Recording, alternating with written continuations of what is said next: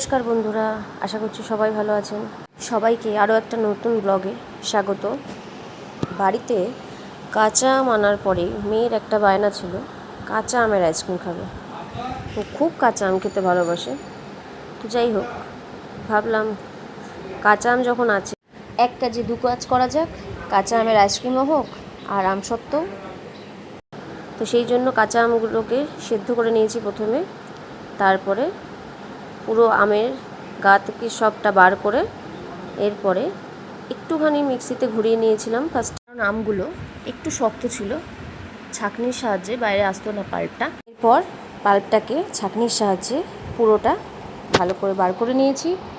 এরপরে কড়াইতে কাঠটাকে দিয়ে সিদ্ধ করা জল দিয়েছি একটু পাতলা করার জন্য। এর মধ্যে বিট নুন, স্বাদ মতো চিনি, জিরে গুঁড়ো, লঙ্কার গুঁড়ো দিয়ে ভালো করে মিশিয়ে নিয়ে একটু ঘন করে নিয়েছি। এরপরে থালার মধ্যে তেল ব্রাশ করে যেটা বানিয়েছি আমসত্ত্ব সেইটাকে দিয়ে একটু চারিদিকে স্প্রেড করে নিলেই ব্যাস।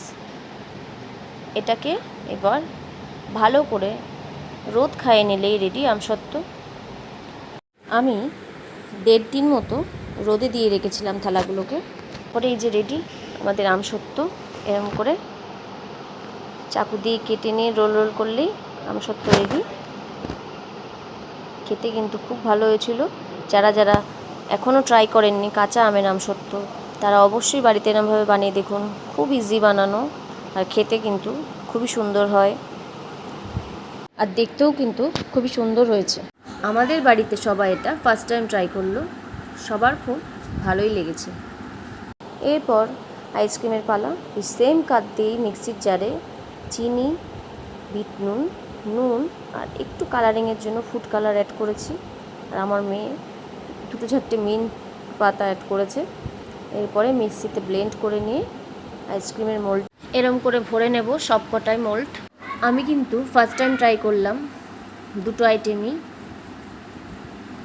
বলছি সত্যি খুব সোজা। যারা যারা এখনও ট্রাই করেননি তারা অবশ্যই ট্রাই করুন বাড়িতে। যাই হোক, এরকম করে সব কটার মুখ আটকে আমি সারা রাত ডিপ ফ্রিজে রেখেছিলাম। পরের দিন বার করে দেখলাম সুন্দরভাবে সেট হয়েছিল আর সুন্দরভাবে মোল্ড থেকে বেরিয়েও আসছে। দেখুন, দেখতেও বেশ সুন্দর হয়েছে।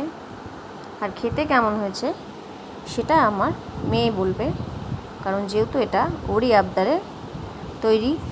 খুব ভালো হয়েছে খেতে।